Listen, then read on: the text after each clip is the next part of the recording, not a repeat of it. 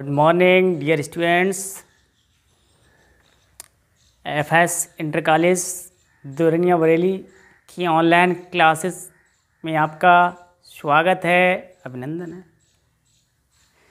तो मेरे प्रिय बच्चों, लास्ट लेक्चर जो 13 था उसमें मैंने डायरेक्ट इनडायरेक्ट स्पीच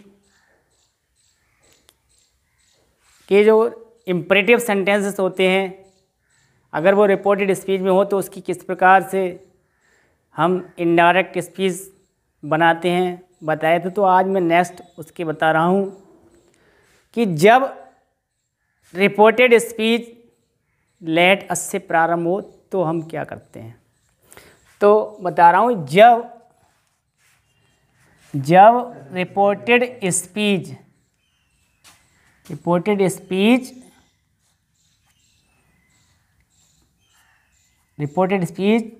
का सेंटेंस लेट अस से शुरू हो तो जो डायरेक्ट स्पीच का जो सेंटेंस होता है उसकी जो रिपोर्टिंग वर्ब होती है, तो फर्स्ट रूल हो गया हमारा, नहीं, जो डायरेक्ट स्पीच के सेंटेंस में जो रिपोर्टिंग स्पीच होती है उसमें जो रिपोर्टिंग वर्ब होती है, रिपोर्टिंग वर्ब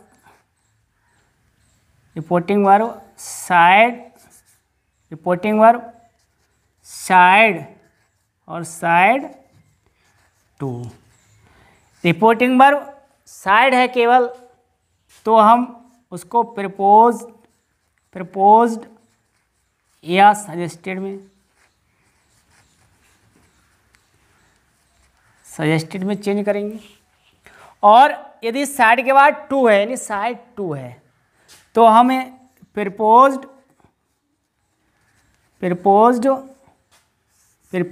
टू का यूज करना है या सजेस्टेड टू का प्रयोग करना है। जब साइड होगा तो केवल हमें प्रपोज्ड ही राइट करना है या सजेस्टेड, ये दोनों हमारे लिए ऑप्शन है, चाहे आप प्रपोज्ड में चेंज करें चाहे सजेस्टेड लिखें। जब साइड टू होगा तो आपको प्रपोज्ड टू करना है, सजेस्टेड टू करना है।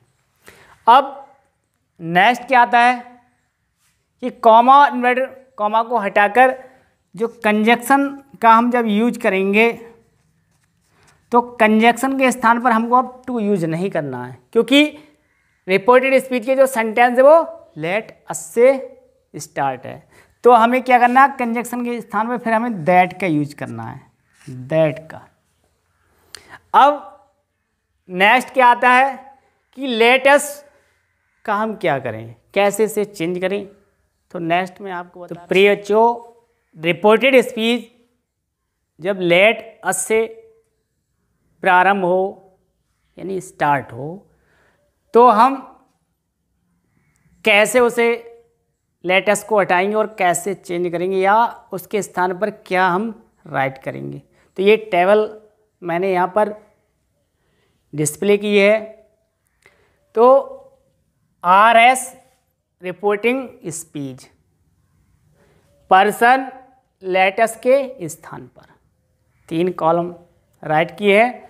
तो रिपोर्टिंग स्पीच में अगर सब्जेक्ट या object, S for subject, O for object, यानी सब्जेक्ट या ऑब्जेक्ट में से किसी एक स्थान पर फर्स्ट पर्सन है, तो लेटस को हटाकर हमें बी शुड या बी माइट करना है। यहाँ ऑप्शन है, आप चाहे बी शुड करें चाहे बी माइट करें, ठीक। सेकंड रूल क्या है, जब रिपोर्टेड स्पीच में सब्जेक्ट या ऑब्जेक्ट दोनों स्थानों में से किसी एक स्थान पर सेकंड पर्सन है, तो लेटस को हटा देंगे, यू शुड करेंगे या यू माइट करेंगे। थर्ड रूल क्या है, जब रिपोर्टेड स्पीच में ओनली सब्जेक्ट के स्थान पर यानी केवल सब्जेक्ट हो, या फिर दोनों स्थानों पर यानी सब्जेक्ट या ऑब्जेक्ट दोनों स्थानों पर थर्ड पर्सन आए या थर्ड पर्सन है, तो हमें क्या करना है, लेट अस को हटाकर दे शुड या दे माइट करना है प्रिय बच्चों। तो इस टेबल मैंने जो राइट की, इसके माध्यम से आपको अच्छे से समझ में आ जाएगा। नेक्स्ट एग्जाम्पल लेता हूँ तो आपको क्लियर हो जाएगा। तो प्रिय बच्चों, example, I said to my friend, मैंने अपने मित्र से कहा let us go to home, आओ घर चलें। I said to my friend, मैंने अपने मित्र से कहा let us go to home, आओ घर चलें। तो यहाँ रिपोर्टेड स्पीच का जो सेंटेंस है वो लेट अस से प्रारंभ है, स्टार्ट है। तो इसको इनडायरेक्ट स्पीच में जब चेंज करेंगे तो चेंज करते हैं आओ। तो यहाँ आई फर्स्ट पर्सन है, क्योंकि रिपोर्टिंग जो स्पीच है ये सब्जेक्ट का स्थान है और ये ऑब्जेक्ट का स्थान है। अब सब्जेक्ट के स्थान पे तो फर्स्ट पर्सन है और ऑब्जेक्ट के स्थान पर थर्ड पर्सन है। ठीक, तो मैंने अपने मित्र से कहा तो मित्र थर्ड पर्सन हो गया। तो यहाँ पर मैं एबव टेबल में बता चुका हूँ, जब सब्जेक्ट या ऑब्जेक्ट दोनों में से किसी एक स्थान पर अगर फर्स्ट पर्सन आया है तो लेट अस के स्थान पे हमें क्या करना है, बी शुड या बी माइट करना है। और रिपोर्टिंग वर्ब अगर साइड टू है तो हमें प्रपोज्ड टू करना है या सजेस्टेड टू करना है। कंजक्शन के स्थान पे हमें दैट का यूज करना है। तो I proposed to my friend, comma inverted comma को हटाकर कंजक्शन दैट का यूज। अब लेट अस है तो हमें किस में चेंज करना है, क्योंकि रिपोर्टिंग स्पीच में जो है सब्जेक्ट के स्थान पर फर्स्ट पर्सन आया, तो हमें किस में चेंज करना है, we should go to home. ठीक, लेट अस को हमें हटा देना है। तो इस प्रकार से जो डायरेक्ट स्पीच थी वो हमारी कंप्लीट हो गई। नेक्स्ट एग्जाम्पल बच्चों, नेक्स्ट एग्जाम्पल है ही साइड टू यू, उसने तुमसे कहा लेट अस गो, आओ चलें। तो यहाँ पर रिपोर्टेड स्पीच लेट अस से स्टार्ट है, तो हमें अब देखना है सब्जेक्ट और ऑब्जेक्ट का स्थान रिपोर्टिंग स्पीच में। तो रिपोर्टिंग स्पीच में सब्जेक्ट के स्थान पर तो थर्ड पर्सन है और ऑब्जेक्ट के स्थान पर सेकंड पर्सन है। तो सेकंड पर्सन है तो लेट अस को हमें हटाकर क्या करना है, यू शुड या यू माइट करना है। एबव टेबल में बता चुका हूँ। तो यहाँ पर ही propose to you that you should go. इस प्रकार से ये इनडायरेक्ट जो स्पीच थी वो कंप्लीट हो गई। नेक्स्ट एग्जाम्पल है सी साइड टू रीता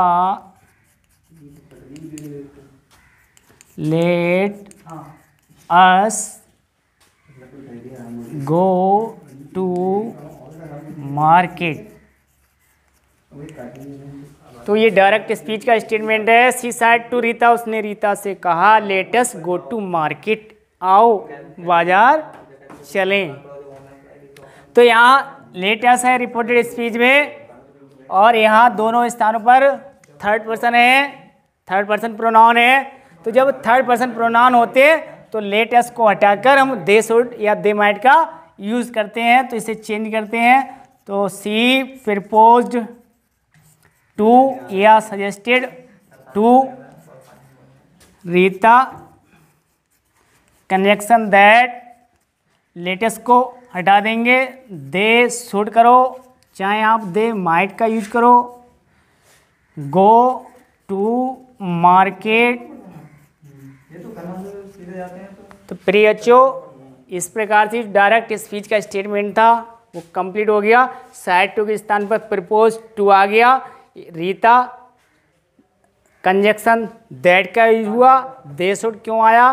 क्योंकि यहाँ लेटेस्ट है और रिपोर्टिंग स्पीच में सब्जेक्ट और ऑब्जेक्ट दोनों स्थानों पर थर्ड पर्सन है, इसलिए दे शुड का यूज किया। Go to market. तो प्रिय बच्चों, आपको ये ध्यान रखना होगा, जब सब्जेक्ट के स्थान पर थर्ड पर्सन हो और ऑब्जेक्ट ना दिया हो तो भी हमें किसका यूज करना है? लेटेस्ट के स्थान पर दे शुड का ही यूज करना है।